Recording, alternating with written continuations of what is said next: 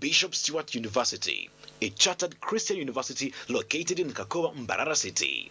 At BSU, we are committed to producing graduates who are responsible, entrepreneurial, ethical, and God-fearing.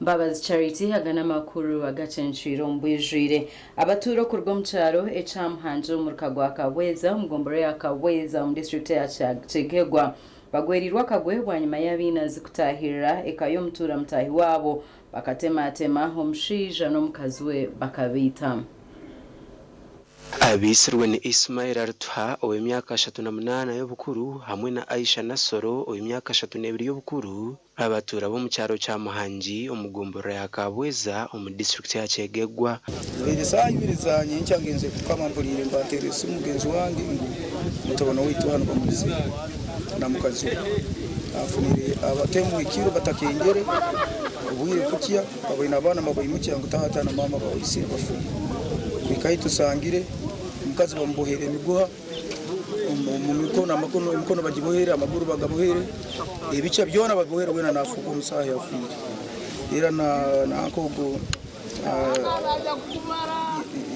Ismaili nawe nuko kibayira ati nabambohera afuye kizibe cyabaho igomboreri abantu abindi bafire amwe bihanikire abandi babatema babita so cyegwa sub county ebizibu bibire mu bingi munonga kinkumanya mutushabire bwanyuma y'abatura kumanyisa polisi eyimukire mwija hamwanya nembwa yayo yenkagirizi ebatwira hanje y'abari kutekatekwaho nokwe kubakwata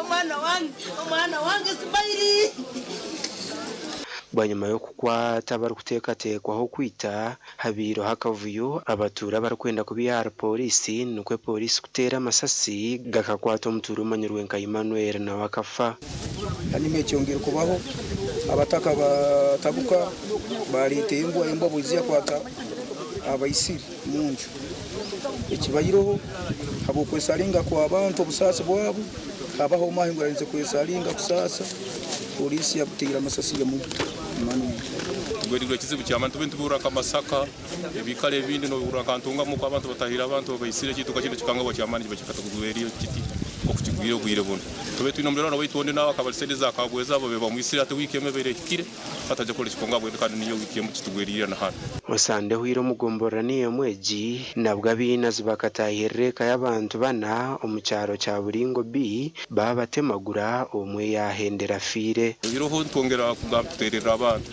kongera kwerinda akuko bine bizibu ati bikiyagwero mbikize buri muntu buri kaya muntu ratano buri kitahiremo biro ninsaba kwata kuyambangana kandi nabebembeze batera ho buri abukuba nimanye bari mbayire ntaro bakomera akatebe akuzama gukalinde icyaro kino kandi umucyare cyenyine takawiro biro bishatu takoze tute mitwe twase tute meeting tumaze gukora tuti hawe biro nka bibiri bishatu namubasha bayitomo so tinkumanya akitura abase gukora ahubwo ibintu bitishobira abatura bino kwerarikera abo butemo bweyongera mu cweka cyabo ni kikusaba ngo bongera abantu gukora ubundi ubutako ni kikureto buzibu bukubuta gukora no tuyikaroto n'uriro lingu ya kwatakano umutahiro mwitenke kisorode ubwo ibintu bino byongera kwerarikiriza buri muntu ate umuntu akora akalimoke nahura natina no kutinda ate nagamba kalimo ndakora ndo gukora kalimo mbekara bakutunurire mbakwijaho ate nkono musigaza be nakeye kurakura neza nubona nembere yabera cyaroho ubundi beta kurekere mu muntu gwa mu mutahiro mwitenka abugega bari haramuno SP Vincent SJ uri mugamirizo wa polisi abo cyange cya Rwenzori West yahamye makuraga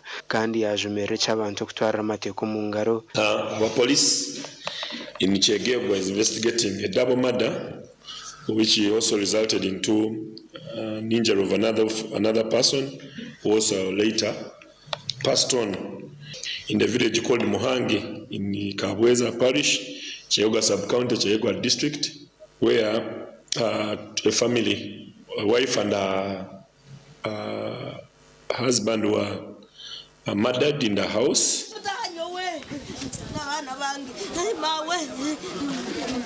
Gasha kwa Philip Marangera. Omiyaga norubare bucecerize ibintu by'abatura omuringara mabukanga isinjiro obwahati bashabanzirirwe n'abashaba government okubirukanjira. ekigwererezo cy'orubare n'umuyaga ekikibiro mirukankangarama kagaga hamwe na burunga mu byone birukushanga omugomborera yangarama muri Bukango mu district y'Isingiro kandi abantu bagera ngo hagwira akajora kake bitukizire mu muyaga n'orubare abiro umuyaga gwagera mu rubare n'imvuta ati nicyo kirese kizibu kwatera ibintu by'abantu n'intoke n'ibihingwa ubwo bakedo bw'ibyo mbimbiro n'amajwa gagenzire tutirwa umuyaga twagira ubwoba amazu gagenda imitumba yagenda tubine cyo kuriya sasa tubina amabanka amabanza nero bantu bo muterezo kwezi atai turi twemerire subira icyo kuriya tukireba ibintu byo miso ntusoke abahona batugambire ngo entoke zabonwe bari kwihaza school fees z'abana babo hamwe no kubisaha amakagabo kandi ubwo hato barakumanya uko barabeho urukwezi rutoshoro ndeni rutemamu miliyoni 25 hasente zinferirwe azinkubire ni nyamu zone sente zifiyaho ko ni mauni naza kumara umwaka go na hatine kintu kinihiremu kandi tuyina abana bari mu masomero bashoma tuyina abana mu masomero tuyine cyo kuteka nimwe twiyaka business mbona uburyo mwe tuyomo mu rutoke hata no reba ko kuri ntuyeteka teka kujya myaka nkeje nkebiri kugaruka kugera ki funa mbona kufuna mitumba kurengo yagaruka tuyame kitoke seri yona twagwerwa kagonanga tseri y'ikigando yonka na mitoma seru nayo bagatirwe ihunga na seri y'ebizera konkanye wenko mwebembezi na ninshaba nani nyiragana sa kuhandikira district kahandikira ministry mazima tukagire kintu kitwayamba abantu bitu nambwe no muhumure ni manyanga ibyo nakunda bitware nabisya higuru nubaza kugire kintu kibaturetera omujwetero wabakaza ha district wetwekeki araganise ko arukuza kutwara kushashoku aha kitebe kikuru cha district y'Isingiro ngo babahwere amakuraga gashakwa Ruth Nuwamanya Wabari Ruth Nwamanya umuri Isingiro district muri Fort Portal abatunjire sente za parish development model barumwe bari sobutinka aba China wanyuma ya sente kubahwera umukore bintu bitarumwe na bimwe kandi bakei homboro abnyamakuru wito muri Fort Portal hatayayiraba kandi bamugambire mbozo nonje Omubatungire sente za PDM harimo Grace Kabatambuzi omutura w'ecyaro cya Kazingo South omuri Fort Portal North Division ogubwe nyuma kutunga sente za PDM akashara mu kuzito rutoke rwe orukwingana na hikina mu rutoke ukwezi kumuni hamwe ubu kwa sevira ka sente kangi sazi nyama bitwaro nkatano ni sasura abana school fees no kwerolera homoka none na sente zindatandikise project yo mwana no kuongera kosa abakozi andi nyinekero tonte nyenda kongera kubyara hikanka ibiruze bitoke Uyiro kwingo rutoke ogunari sanente zamate hamwe n'empuno n'obucira bikiringo mu ntetakatandikire kwihamu maguba mingi konka maguba garu kwiha mu mpune za rukurisa narya ngo muhingi umukaga bitempure zikasangwa nzine nyina umukaga ngoma ni hamwe n'ingaramu n'empuno umukaga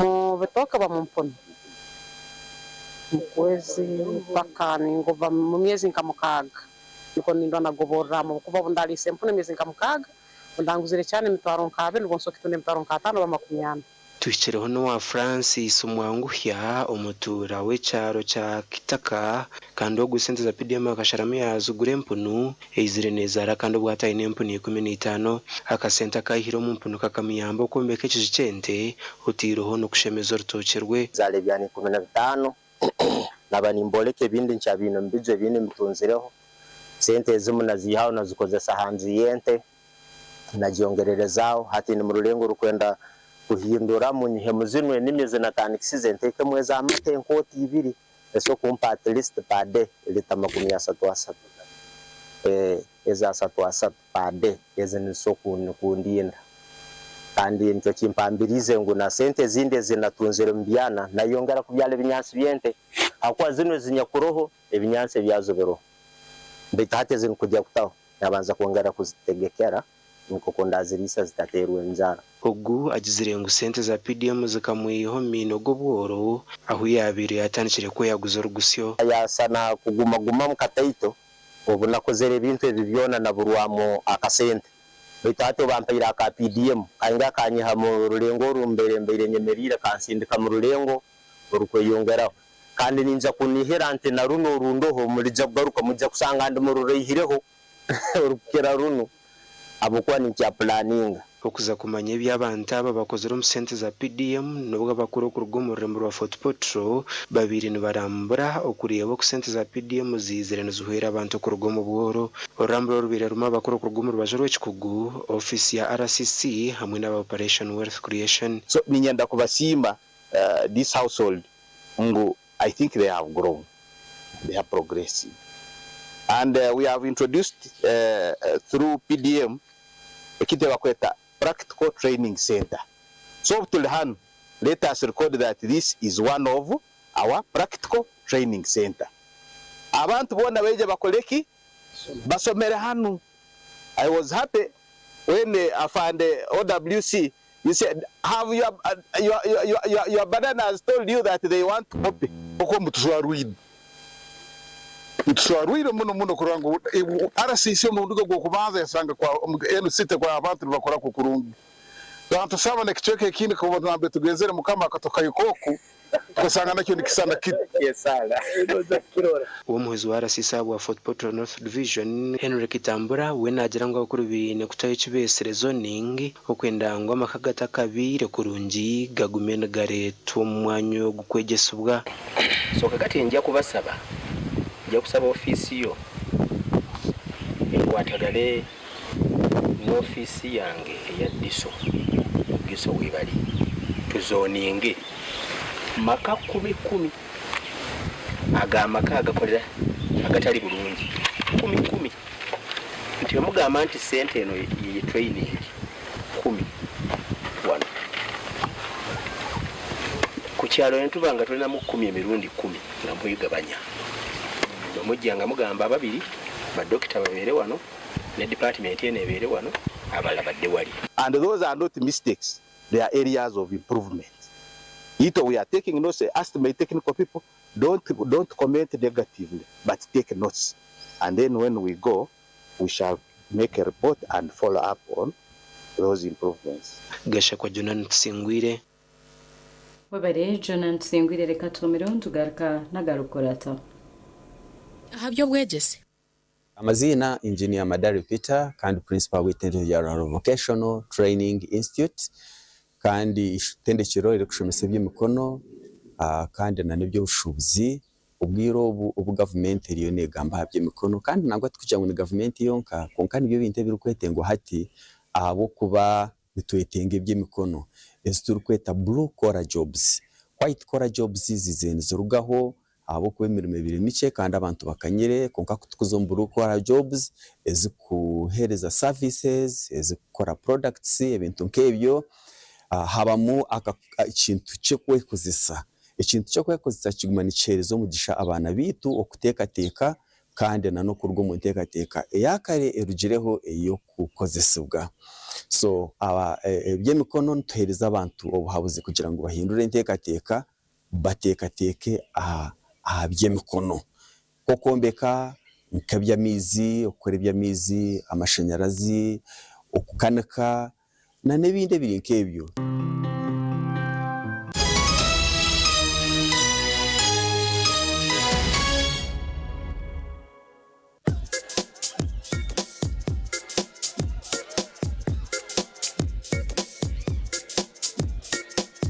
Are you in panic? Or you're afraid to make a move?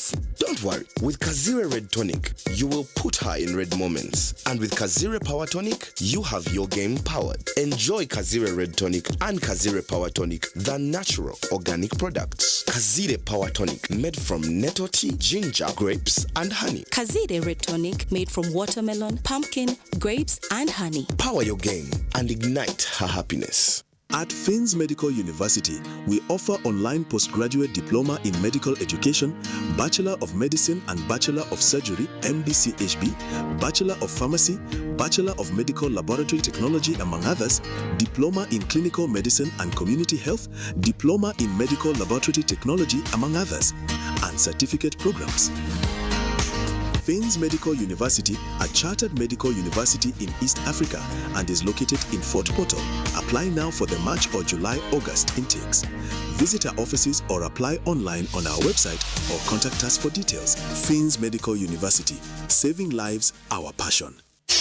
Ebyokweme kabyonjera koroba kankwa njurire ankole crazy limited abara kubumbira byokwembe cyesa nkamategura amatafari n'ibindi bingi kandi ryo mutindo gwahigu nkamangalore tiles Portuguese tiles na flat top agemigongo rero bakwinira amatafari ga buri muringo nka fire bricks max pans interlocking bricks otebwe partitioning blocks obumori buro bwabuze bwena babwine nka Z-Vent Torino Venezia na Sisa bakwine na Pompeii Malta double Pompeii mwena bombe cyana ba engineers na contractors mwena ankole crazy baborobezaho byona barabibumbira muri mbarara omwibumbe rishugeine barakoza technology rispiria eco rabyombe cyese cyangana kabendera ya Uganda bashangari mayiro 8 mbarara kabare road esimu noti mushanje 2 ananina 15 cyenda na mukaga ankole crazy limited tugende twombeke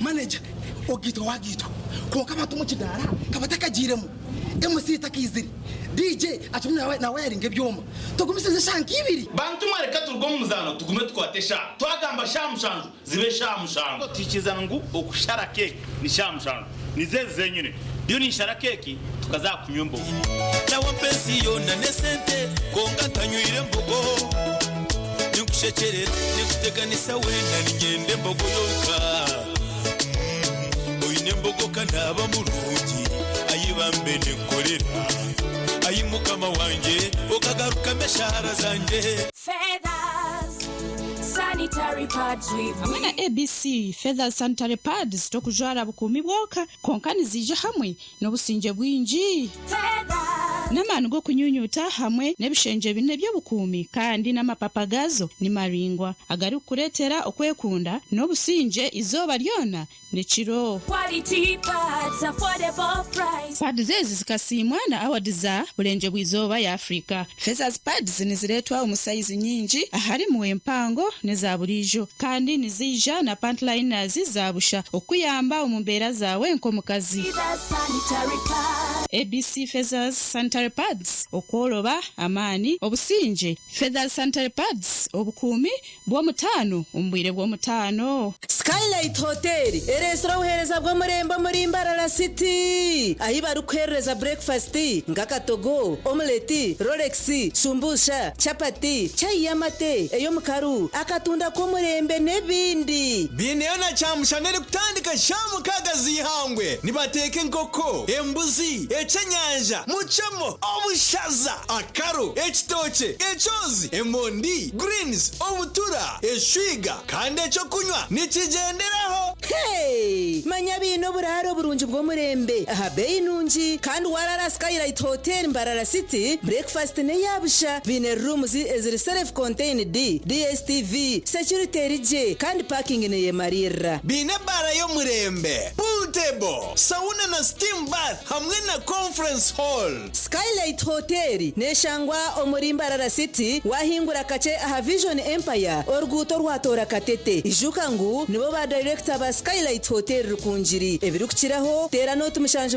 mwenda 18 58 38 ninga note mushanje note mukaga 36 36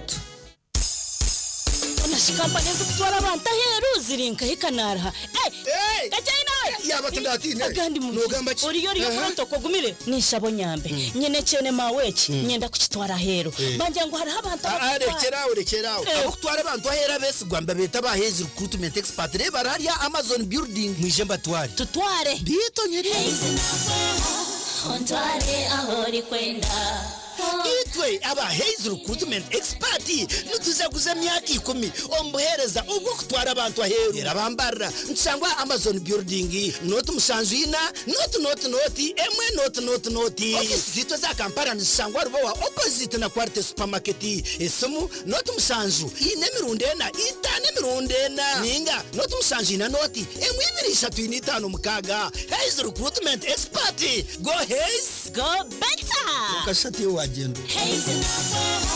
nkazoro mfarati murunji kanda gworobi Rosefom nikangara konko byamashemera nogwa mutindo Rosefom insi yokushemera kwanje okoraraje nukureto kuhangara no kutekatekaje umugongo takubyamaje no imukora ukushasha hindure mbyamire yawe no farati gwa Rosefom rwo farati gwa family buri muringo gwona ogo farati guruho chakare nebire byombisho Rosefom insi yokushemera kwanje Rosefom insi yebiroto birungi.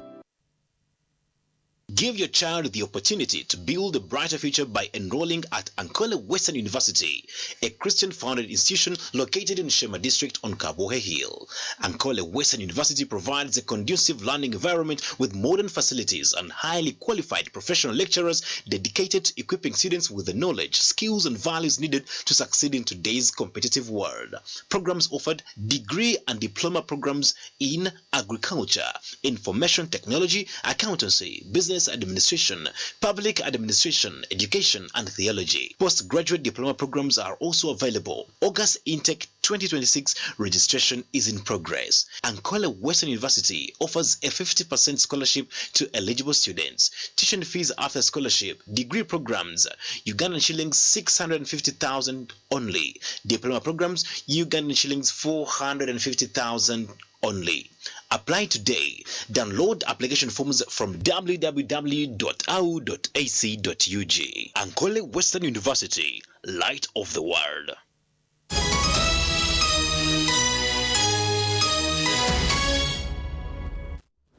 Kurkayo mukahomro kotejurwa mu Uganda hegariza abatura ba Ruhanga omuri Rubaya itaka ryabo wanyuma yo kumara umukote myaka na mshanju barukoza ubu barukwenda kurubatwara itake ndingana na hectares igana 93 kandi nirutwarira mu Nichols cha Ruhunga omuri Rubaya home district ya Mbarara.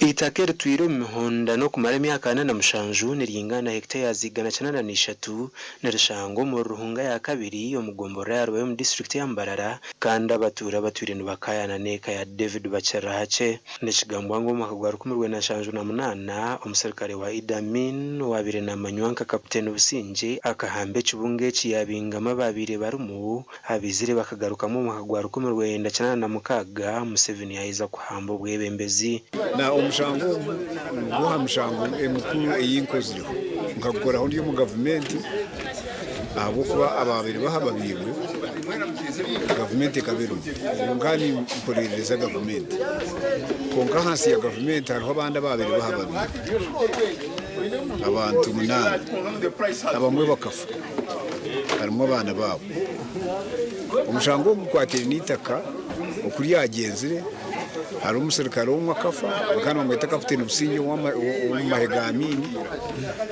akeja yahambita keri yahamba ikibunge iki abantu akaba batwara umubutu babatumbarakisi babatera babunyagi n'abandi bafire bahambita karyabo umwaka wa 1998 Businje ari kuza kamba ushuzu kandi imyaka 16 15 ari kuza kuramba turi abana bato itakumana iri kugenda misho umwaka oba egwekeri nkashanju na mukaga abo koko yabira amazira kanya kacyari hambere urutaro rwanshanju na mwenda rwagera ki kumanya ngo tukantaratwa nano babire no batimbe bina kusimbe rukondo kushanga ntwe kora rukondo konka kwa batakatira musengenge naki birusia government ya nini ikondo twagaraka twayikora twaza kwemba Okwihobwo umushango gutura mukoti konko mwaka gw'2016 kotenkure yambarara hansi y'umuramuzi Justice Duncan Gaswaga akacwa mungu itakabacyara cyaratware kandi abatura bamukite na miliyoni z'u kurenga rukaga bwanyuma yencho mu y'umuramuzi abatura bakagumiza mu bajoro mukote jorwamo kandi hona nabwo inshongeje kajimesereza President Museveni okwija kaguhanzi yo mu Rubaya umwaka 2019 okushugana semba juzombi konka kitarabashyire hagati aho tukamara imyaka 5 ntutesa president akagira ngo abantu baba batese akaje yababwa na bombi side zombi yagira ngo batese yayenda ngo ahirize aba bakira hake sente barya abantu baturane bona buri umwe hari abacyanga bakatunga bari wabo wa government yababarra esente za government yaberinenda ngwe bahe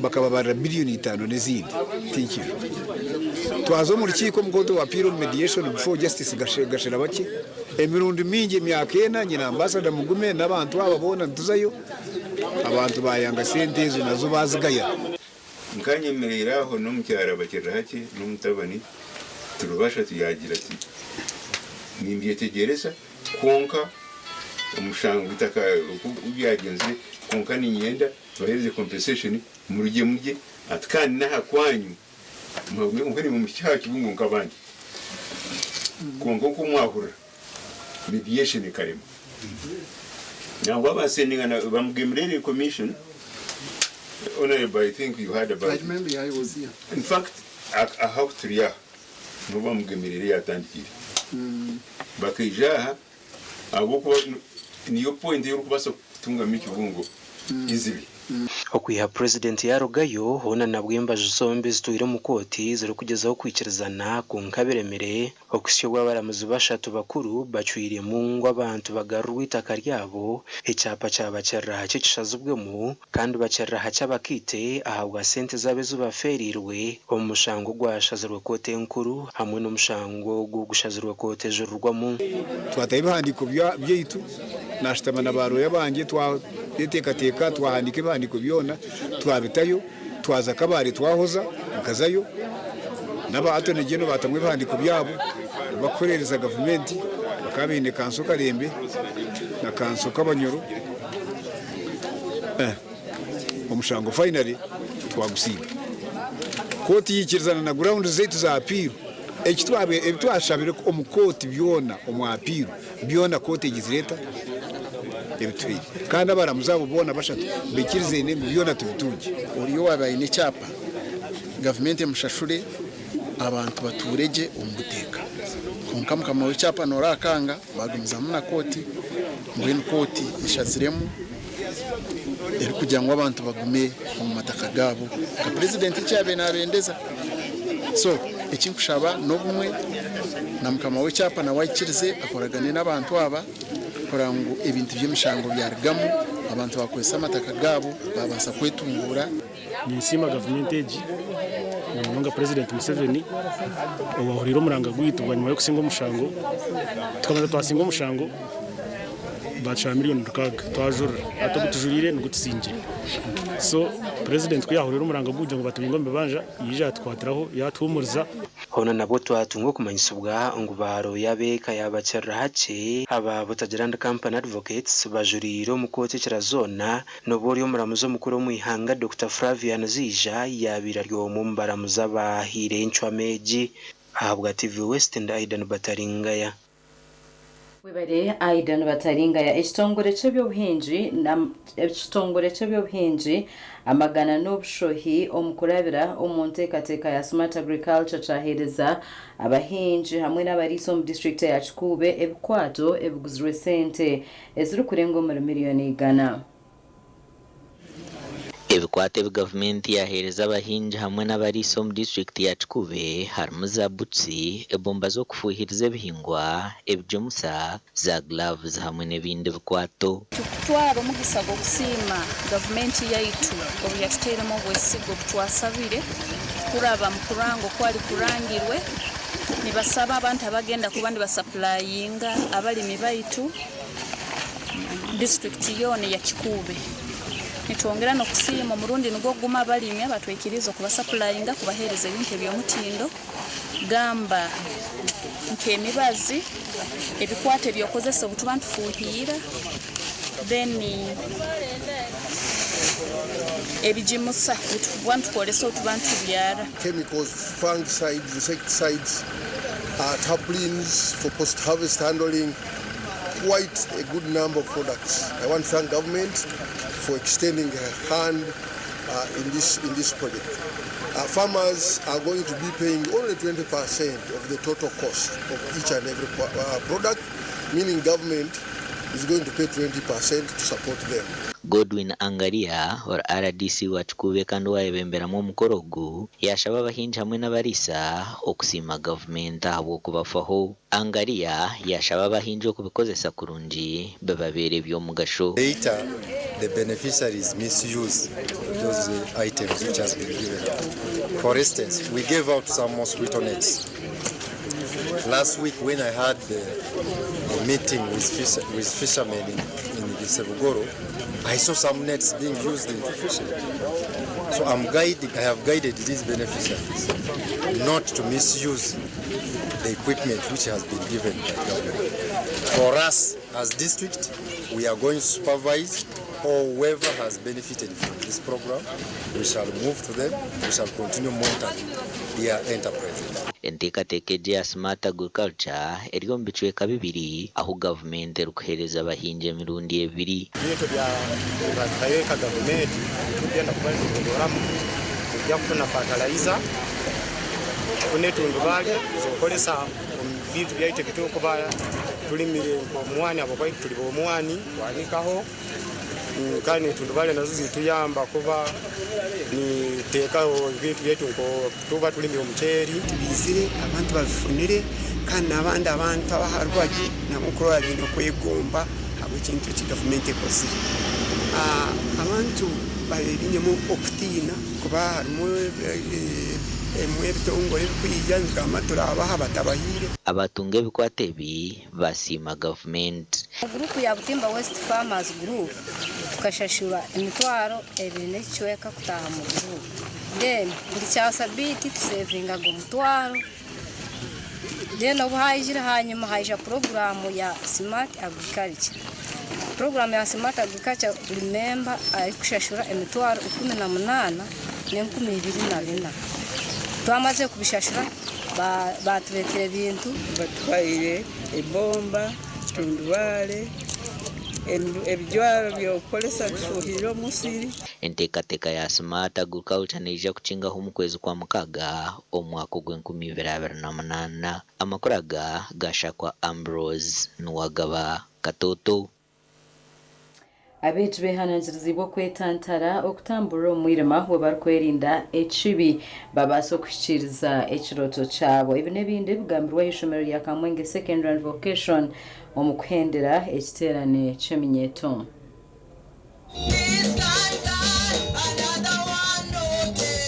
Ekiterane kya Kamwenge Secondary and Vocational kimaze ebiro bishatu kandi kibire kiriye cyo kutebekanisa beji okugira ngo bakore no batina ruhanga hamwe no kubamanyisa kubine kwetwaza. Uko twentuye kigambo muri ma abefeso ishura ya kana urinyirirwa birinena kugira ngo mugambira n'amazima buri muntu agambira na mugenzi w'amazima akandi tureba ngo ibishuba bikanyire munonga eki tube nitikaho munonga tugeza kugamba n'abana abamashomero ishomero ryita amashomero gitu kandi n'amashomero aganda ubwo twesire omukiterane cyetabirwamo abeji kurwo mu mashomero gatargamwe na gamwe kandi emyetera bwirwa butakozesa kuba umugisha gwabo ubwo kuba mu mashomero.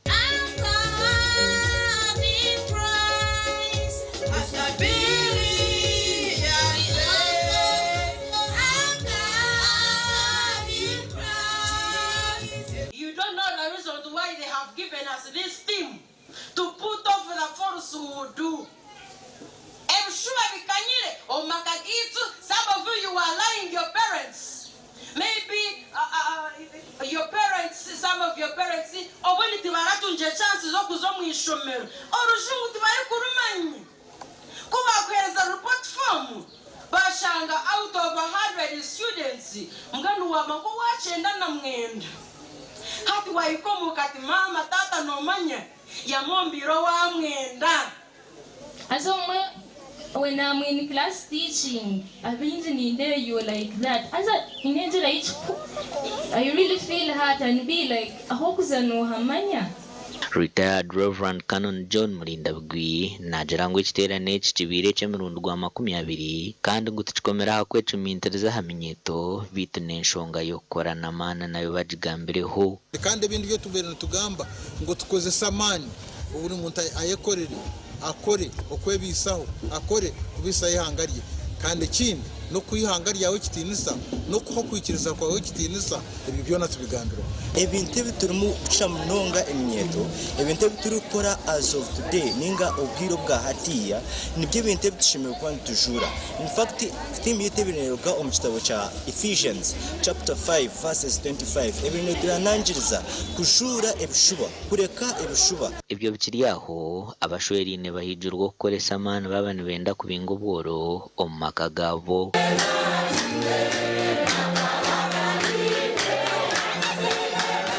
okuhigo kuhirwe Richard Asimwe orumuhicurwa obusaba dikon bwa humura ahakujaguze cyo cha Petero rukwera hakanse urisa bwa Mugamba om district ya Chegegwa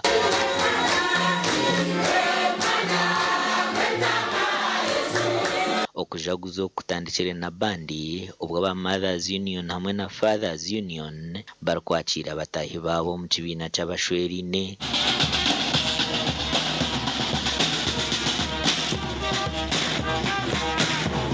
abashija mwenda batahiwe mu Fathers Union kandi abakazi 11 batahiwe mu Mothers Union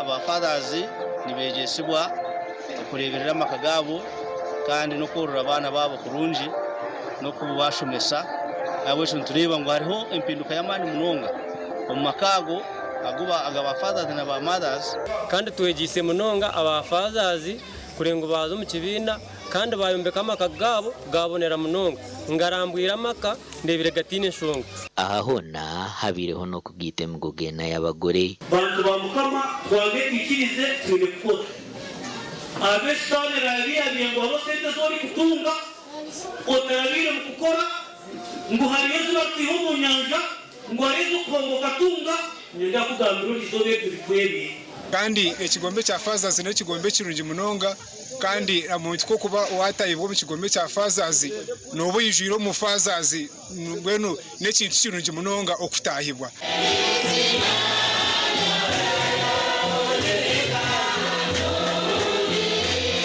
amakora gagasha kwa Anthony Twine na Philip Marangira mwebara abanyamakuru bitu reka tumireho tugaruka na ganda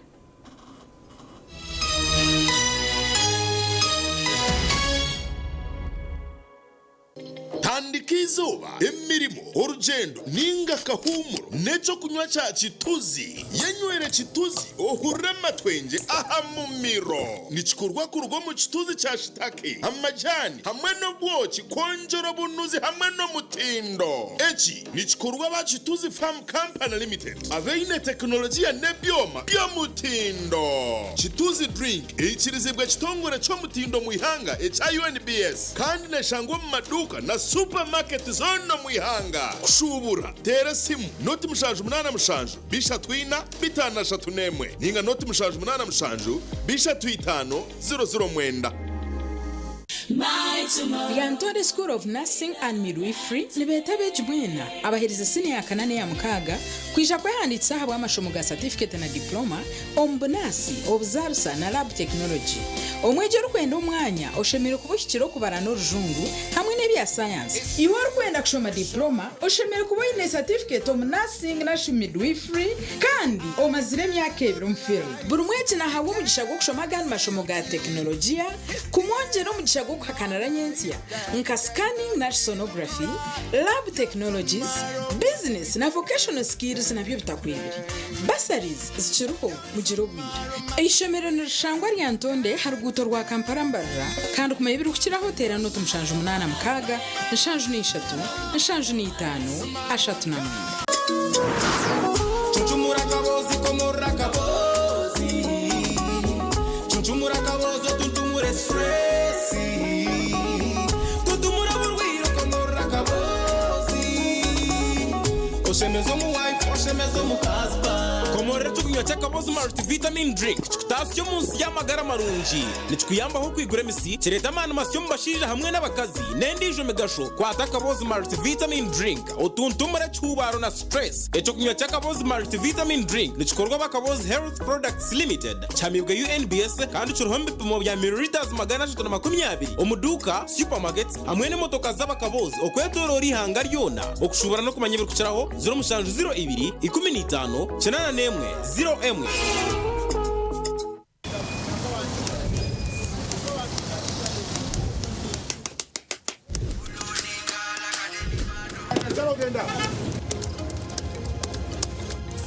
And that's it for today. Till the next episode.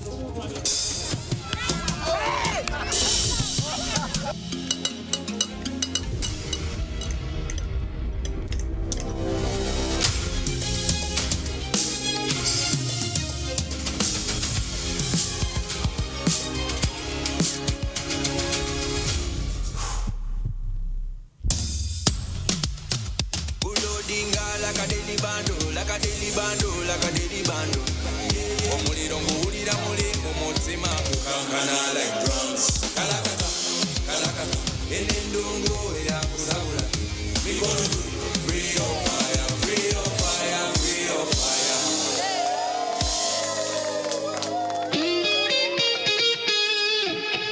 Looking for a university that will shape your future and your character?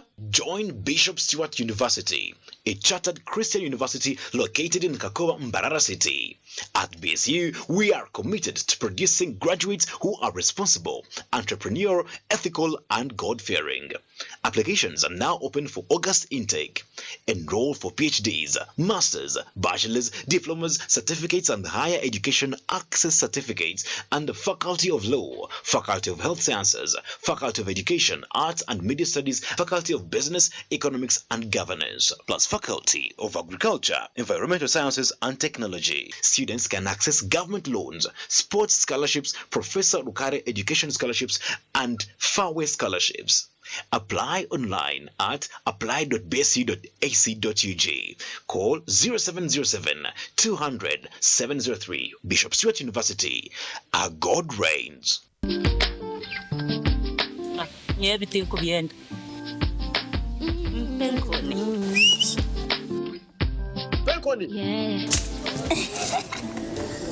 Yakweha utamuha umudu nokora ekikire wanyompe nkoni. Wanyompe nkoni nushumura kushemererwa ohuriro bunuzi na nobusinge. Nuenda kuchamuka mpenkoni. Eligenda yakintu cyo kunywa cyonka. Mpenkoni ne kwamani uhindiko mushija nyishija. Mpenkoni ni rukundo n'ubugwaje. Teri kuteza hangova narisho kuterwa umutwe. Sinza kutambura. Ngasinywede ku mpenkoni. Ukakasi. Kwata. Nawe nywako. Tunge chupa yawe hati omumaduka gakuri hihi no mabarago no mwihanga. Iwo mushubuzi terasi muzitezi. Mpenkoni wakinkorire. Mommy? Yes? At school, abalala babane? Everyone crunching. Nange ku mulimu nga nkola? When I'm watching my kazanyo? Ndabye mbaga ya daddy. Anti ku highway nga mvuga? Sisumagire ekyo shuwa. Kati nange bampakingire saa. Honey, mwana muwe. Get your favorite packet of Psalms from a shop or supermarket near you and crunch. Get yourself a packet of Psalms and start crunching. Psalms, taste the difference. Hello. Ese mwami mukasa. Mutyaneyo. Yono broka. Yenze broka wa mayumba. Bangambye ne nyumba za mwenungiko. Kitufu. Oyagala abisenge bimeka? Ngabisatu. Ebeyi bagigambye. Abangambye saatano.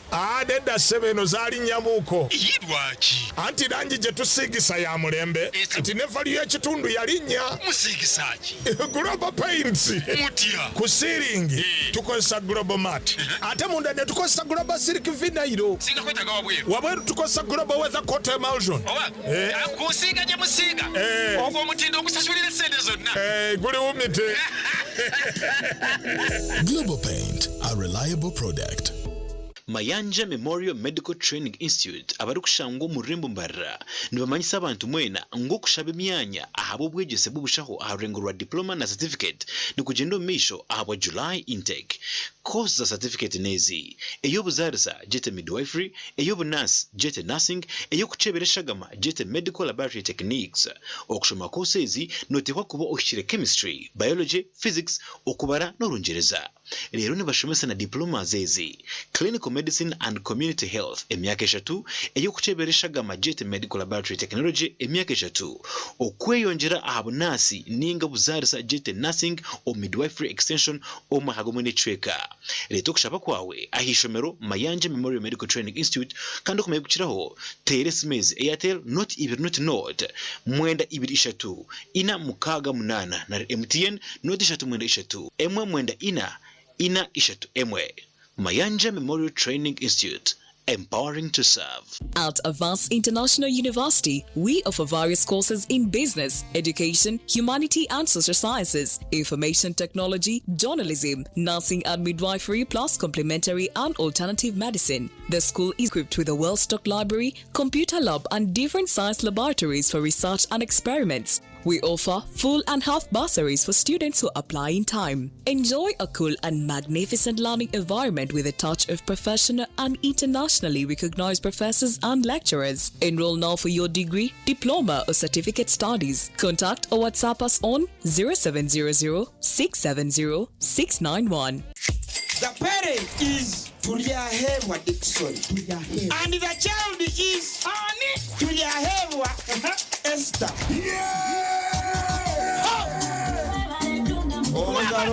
Kambera gwete kwa mchisha ngo isha watu yahewa Esther wahangura school fees ngene na hateja shana amashemero bagonka MTN momo eberewo mbeni nyegasta igana kaga ni 5 *8 0# kushashuro mwana school fees tokoma nyo muchisheri zagwijo wanje ninga nchaka ngwasa kuzo wawe mwebare munonga.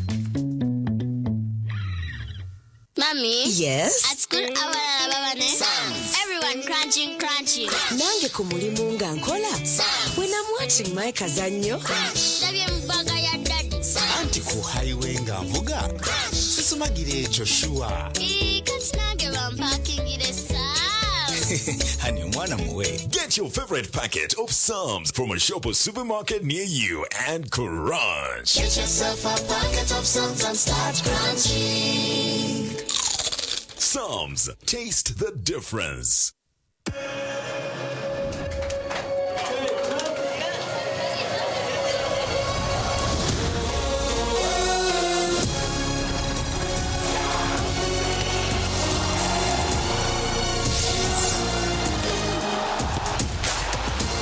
From 11 June to 19 July, everything can wait. The FIFA World Cup 2026. Catch all 104 matches on 4 dedicated channels, live on SuperSport, only on GoTV.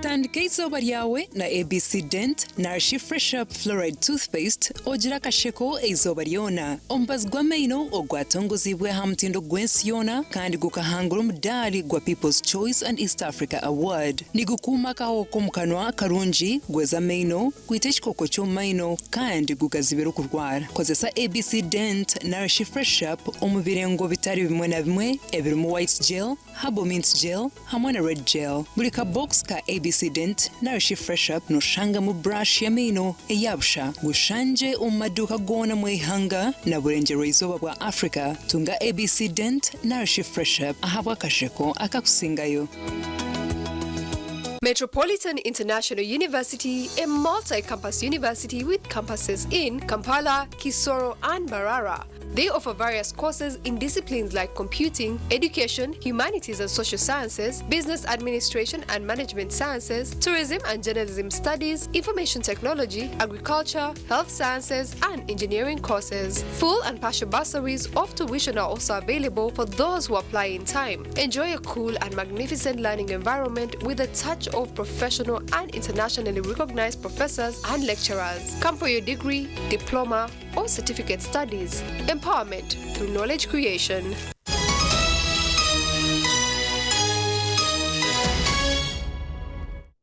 Korka yomka humra mganda makurisha barisa wambaralamba tumeno mtraya simaba abiciriza abo kumukwatira kurundana sente zo kutungura imirimo yekerezia bwanyuma y'abajungu kusharaho bwezi ogu hona shabara abakristo okore mukamarhanga rukunda rero babone kutunga emchaye. Isha barisa witware rya Mbarara lamba tubinumgisha okwihanangiriza abakristo kore biruhanga kunda no bwabira rya hadina rya St Kagwa erum parish mushanju ezibire ziteranira har parish ya Kitabi omuhuru ya Amadef aho bariyo no barundana sente zo kubisa hekerezia n'abakristo bona aho barundine miliyoni 3.5 na mushanju z'uburoho hamwe na miliyoni 8 zo kuraganisa.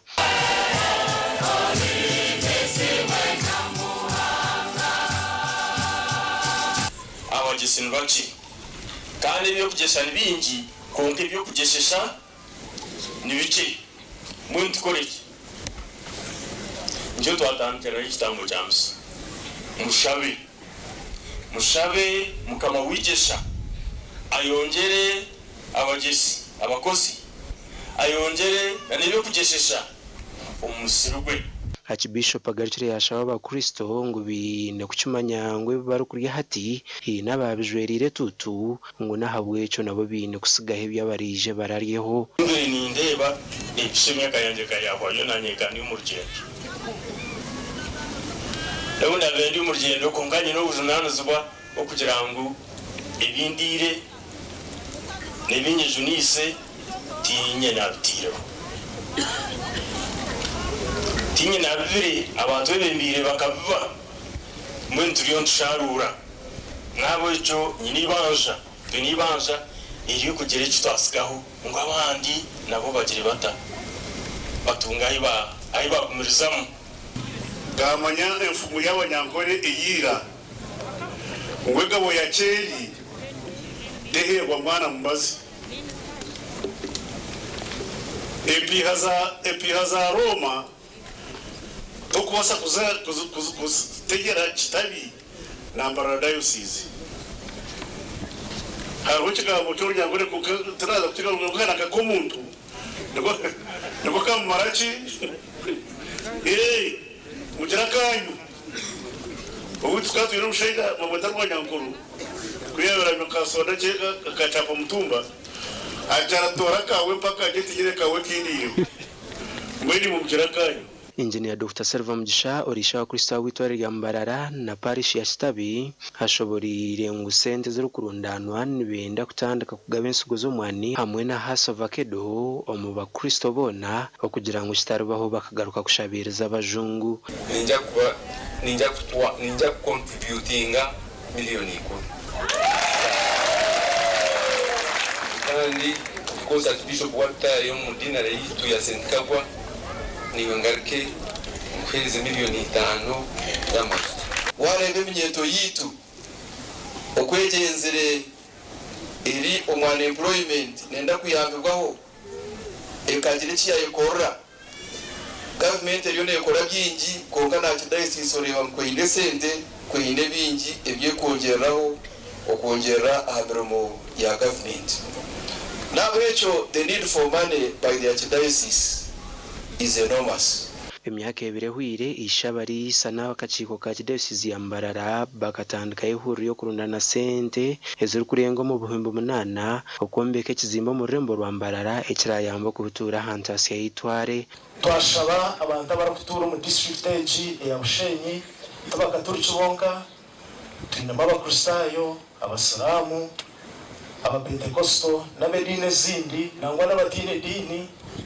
bona tubesere kandi twatanise ngo twacire kandi ibizoba tukumuganda ngo ngendo zikwebembera abantu bamukama byakutumeremo omuachidayisizeji umukoro gwishirwe ibindi bukonjo mu by'ubutegetsi abarumu Haji Idi basajya baraba Adrien Kosinje mwebesa hamwe n'abandi abahiriye umuganda gwa miliyoni 15 buri umwe tugire ebintu bitwabasa gukora okwebisaho nyenda kusima n'abebembezi ba Amudefu abarumu Dr. Silva Mugisha abaresire kugira ngo hati buri mukristo bamuhinjira omwana bagumuhereza agenda ze kwinga buri mukristo afune hash vakedo agenda gihinga n'ikintu cyukuru munonga kandi akatare kanuka zegre so bamba kubahereza aha bei enchenche itwenchanchi tukorora nkabebembezi kandi tukisimba ekindi no kwataganisa amadini gona tukiha mu byo amadini tukarangu twena twakwatarana hamwe nk'abanyabushenyi kandi nk'abanyayuganda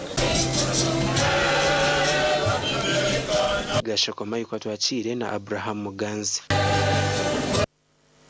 Umakuru agebyemzano timu z'amashomero ga senior za volleyball eziruka mushanju okurwa mucanga cha Ankole zo zarabaho kuzomurizana rwa team 16 mpaka z'amashomero ga senior eza ball games 2 eziriyo nazihindura muri gulu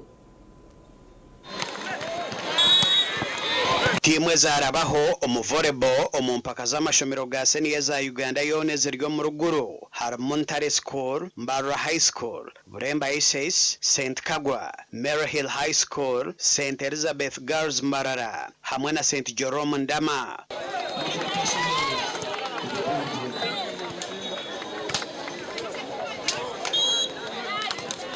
Rugby Mbarra High School erabireho kuzomukota final kandi mu Woodball Ntare School Mbarra High School hamwe na Chamate zarabaho okuzomukota final kandi mu Rudo Kashaka Girls Chebembire aho ine migisha yo kutwara ekikopo kandi abakuratirwa St. John's Nyabwina abaryo mu gwa kabiri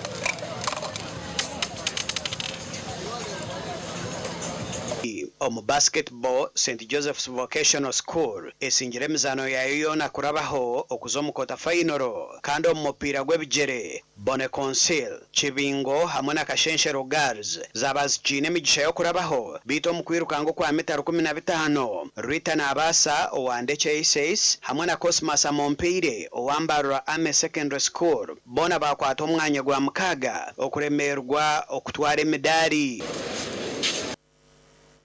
Webereho kuba murebe murunji w'amakuru agacenshire wanagakusiyo n'abantu babazi Charity yenda kwendeza umwebazi yo murunji hagana gategereza nyensha kare shamshanzi hango mukihangwe na shayiburizo umwebazi yo mu gacenshiro targa TV West